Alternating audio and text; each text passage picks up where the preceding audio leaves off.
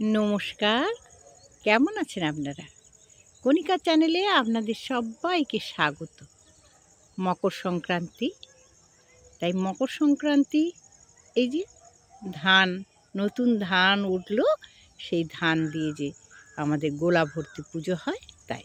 এদিকে দেখুন কি সুন্দর ধান তোলা হয়ে গেছে, আবার এদিকটাই দেখুন ধান কি সুন্দরভাবে আবার ধান রোপণ হয়ে গেছে। এগুলো রোপণ হবে, এই যে বীজ ধানের চারা বেরিয়েছে, আর এদিকে দেখুন ধানটা তোলা হয়ে গেছে। দুটো দেখুন কি সুন্দর পাশাপাশি। তো মকর সংক্রান্তি, মকর তো দিতেই হয়, তা কিভাবে আমি মকর তৈরি করি সেটাই দেখাবো। চলো। মকরের জন্য যে ফলগুলো লাগবে, প্রথম লাগবে আমার কলা আর শশা, একটা শাকালু, রাঙা আলু দিতেই হয় মকরে, আর এখানে আছে আদা আর কিছু মটরশুঁটি। এইগুলো ছোট ছোট করে কুচিয়ে নিচ্ছি। আর এখানে নিয়েছি দেখুন নতুন চাল, নতুন চালটা গুঁড়ো করে নিয়েছি। আপনারা বলবেন মকর সংক্রান্তিতে মকর কিভাবে মাখা হয়। এই যে চালটা একদম গুঁড়ো করে নিয়েছি। আর ওদিকে আমার ফলটা কাটা হোক। পৌষ সংক্রান্তিটা আমাদের রাজ্যে সব জায়গাতেই পৌষ সংক্রান্তি হয়। যেমন গুজরাটে এটাকে বলা হয় উত্তরায়ণ, তামিলনাড়ুতে এটাকে বলা হয় পোঙ্গল, হিমাচল প্রদেশে বলা হয় মাঘী বা সাজি, আর দিল্লি আর হরিয়ানায় বলা হয় সিধা, কর্ণাটকে এটাকে বলা হয় সুঙ্গি, আর উত্তরপ্রদেশে বলা হয় খিচড়ি। কিন্তু সবই ওই নতুন চাল তুলে যে আনন্দ উপভোগ করা হয় সেটাই। আর আসামে এটাকে বলা হয় ভোগালী বা বিহু। তো এইভাবেই আমরাও পৌষ সংক্রান্তি সবসময় পালন করি, পৌষের শেষ সংক্রান্তি। তো এইভাবে ফলগুলো কিন্তু আমরা কেটে নিচ্ছি।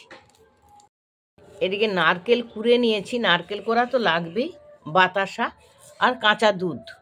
আর এখানে দেখুন গোলমরিচ আর এলাচ, এইটা আমি গুঁড়ো করে নেব, আর গাওয়া ঘি। এই আমার মকরের উপকরণ। বলুন তো, শাহী স্নান হচ্ছে, সবাই কুম্ভ মেলায় যাচ্ছে, সব জায়গাতেই স্নান করছে। স্নানটা ব্যাপার নয়, সে যা নিজস্বতা। কিন্তু গঙ্গা মাকে যদি আমরা মা বলে ডেকে থাকি, আমার এটা খুব কষ্ট হয়। সেই মাকে নোংরা করার অধিকার কি আমাদের আছে? সেই মাকে মা বলে ডাকছি, চান করছি শুদ্ধ হব বলে, নিজেরা পুণ্য অর্জন করব বলে, সেই মাকে ছেঁড়া কাপড়, ফুল, মালা, পয়সা, যত জগতে নোংরা জিনিস ফেলে মাকে আমরা নোংরা করে ফেলছি, মাকে দূষিত করে ফেলছি। মা এই সহ্য কত দিন করবে বলুন তো? একদিন মাকে আমাদের মা বলে আমরা ডাকতে পারবো তো গঙ্গা মাইয়াকে? এটা আমার খুব কষ্ট হয়। জানি না আপনাদের কষ্ট হয় কি না। আপনাদের সঙ্গে শেয়ার করলাম আমার কষ্টের কথাটা। আপনারা বলবেন সত্যি কথাই, আমরা গঙ্গা মাকে শেষ করে ফেলছি না তো শেষকালে? মাকে শুধু পুণ্য অর্জনের লোভে মাকে আমরা শেষ করে ফেলছি না তো? এবার এলাচ আর গোলমরিচ যেটা রেখেছিলাম, এইটা আমি থেতো করে নিচ্ছি, ওই অর্ধেকটা করে ক্র্যাশ করে নিচ্ছি। দেখুন আমি ক্র্যাশ করে নিয়েছি এইভাবে। এবারে এই যে চালের গুঁড়ো, নতুন চালের গুঁড়ো, এই চালের গুঁড়োতে ঘি মাখিয়ে দিচ্ছি। আমি এইভাবেই করি। আপনারা কিভাবে মকর করেন আমাকে একটু জানাবেন। ভালো লাগে সকলের কাছ থেকে সব রকম কিছু শিখে নেওয়া, এইটা খুব ভালো লাগে। সবার কাছ থেকে সবটা শিখবো, সবটা জানবো, এটাই তো। ঘি দিয়ে খুব সুন্দর করে মেখে নিলাম, বেশ অনেক সময় ধরে ঘি দিয়ে। এবারে আমার মাখা কমপ্লিট। এবার যে ফলগুলো আমি কেটে রেখেছিলাম পরপর দিয়ে দিচ্ছি। এই যে শাকালু দিয়ে দিলাম, শশা, রাঙা আলু, মটরশুঁটি, অবশ্যই নারকেল কোড়া আর কলা। আদা কুচিটা আমি দিই এবং দিতে হয়, এটা আমি যেটুকু শিখেছি। আপনারাও একটু আদা কুচি বাতাসা দিয়ে দিলাম।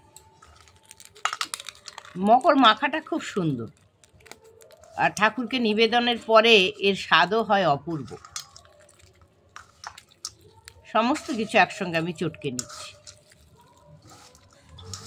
নতুন চালের সঙ্গে কি সুন্দর সব মিলেমিশে গেল।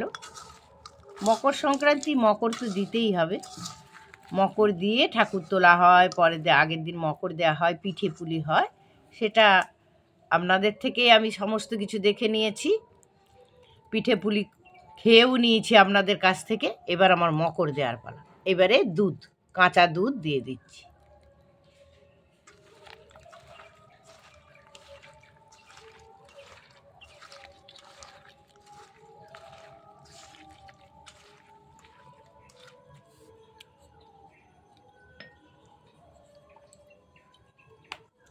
এবারে ওই যে এলাচ আর গোলমরিচের গুঁড়ো ওপর থেকে ছড়িয়ে দিলাম।